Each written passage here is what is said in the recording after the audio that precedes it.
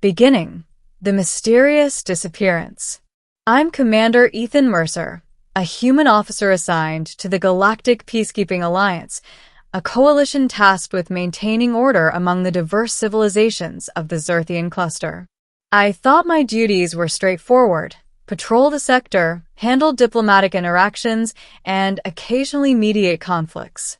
But nothing could have prepared me for the day I discovered the alien queen's daughters asleep in my quarters. The morning had begun like any other.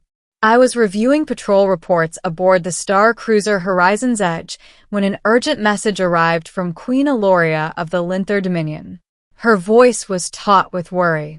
"Commander Mercer, my daughters have vanished from the royal quarters. All searches have failed. I request your immediate assistance." I was taken aback. The Lynthar Dominion was known throughout the galaxy for their power, discipline, and unbroken traditions. The Queen herself was revered as a tactical genius and a warrior unmatched in the Zerthian cluster. For her daughters to go missing was unheard of. "I'll depart immediately, Your Majesty," I replied, already preparing my personal shuttle. Arriving at the Lynthar cruiser. Upon docking at the Lynthar royal cruiser, I was escorted to the royal chambers. Queen Eloria, regal as ever, stood surrounded by her aides. Her daughters, Princess Selara and Princess Myrith, had disappeared without a trace. Security logs showed no unauthorized access, and every corridor had been checked. "They've vanished in the span of minutes," the Queen explained. "It is as though they simply ceased to exist in our sight." I felt the weight of responsibility settle on my shoulders. Vanished princesses on a royal ship could trigger an interstellar incident if mishandled. "I'll investigate immediately," I assured her. The first clues. I began by reviewing sensor logs and environmental scans. Nothing indicated teleportation or external boarding. It was as if the princesses had moved silently through space and time itself. My mind raced with possibilities: cloaking technology, stealth suits, even psionic abilities. But none matched the precision and subtlety required to bypass the Queen's extensive security measures. I decided to check the crew quarters adjacent to the royal wing, a standard containment measure in case of emergencies. That's when I noticed it. A faint energy signature emanating from one of my own quarters. My pulse quickened. "Impossible," I muttered to myself. I scanned again. Clearly, the energy pattern matched the Lynthar royal lineage. The discovery. I approached my quarters cautiously. The door had not been opened since I arrived that morning. With a careful scan, I confirmed the energy signatures were emanating from inside. I opened the door slowly, expecting an intruder or a malfunctioning energy device. Instead, I found Princess Selara and Princess Myrith asleep on the floor and bed, respectively. Their chests rose and fell gently, completely unaware of their surroundings. I froze. How had they arrived here? The security measures should have made this impossible. Understanding their arrival, I carefully scanned the room, checking for portals, stealth devices, or hidden technology. Nothing. Yet, the princess's energy aura was slightly distorted, almost like a temporal echo, as if they had shifted across space-time. I gently shook Selara. "Princess, wake up. You're safe." Her golden eyes fluttered open. "Ethan?" she asked, her voice groggy but tinged with relief. How did I get here?" I looked at her sister, Myrith, who was now also awake, blinking in confusion. I don't know," I admitted. "But you're both safe now. Can you remember anything?" Selara hesitated. "We were in the royal gardens, then there was a sudden pull. Everything blurred, and now her voice trailed off. It became clear. Some unseen force had transported them, yet not maliciously. It was precise, controlled, and seemingly protective. The investigation deepens. I contacted Queen Eloria. "Your Majesty, your daughters are safe." They are in my quarters, but the method of transport is anomalous. It appears some force moved them here intentionally. The Queen's golden eyes narrowed. Anomalous forces? On my ship? This is unacceptable. Commander, find the cause immediately. These are my heirs. No one may touch them without my consent. I assured her I would investigate. My first step was reconstructing the temporal and energy paths using the ship's advanced sensors. The data revealed faint residual signatures of psionic manipulation, a form of energy control the Lynthar were capable of, but rarely used in such a direct manner. Learning the truth.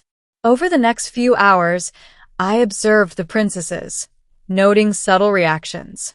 They seemed drawn to certain areas of my quarters, specifically my navigation console and energy storage arrays. Myrith finally spoke, hesitantly. Commander, perhaps we were meant to be here. I felt drawn. Not by accident. By purpose. Selara nodded. It's as though something or someone knew we needed protection. We didn't understand at first, but now we do. I began to piece it together. My quarters had a unique configuration of quantum energy fields due to my shuttle interface. The combination of human technology and latent Lynthar psionic sensitivity could have created a safe space for temporal displacement, inadvertently drawing them here.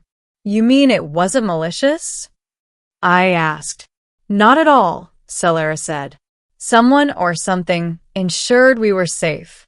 Even if we didn't understand at first, it was protective. The unexpected attack. No sooner had we begun piecing things together than alarms blared. The ship's hull sensors detected unauthorized boarding by a rogue mercenary faction intent on abducting the princesses. Queen Eloria's aides panicked. Commander Mercer, defend the princesses at all costs. I quickly moved the princesses to a protected energy field in my quarters, designed to repel external boarding attempts. Using my knowledge of human tech and my interface with the ship's systems, I activated defense protocols, creating a localized shield and energy net around the room. The first wave of intruders hit the shield and were repelled.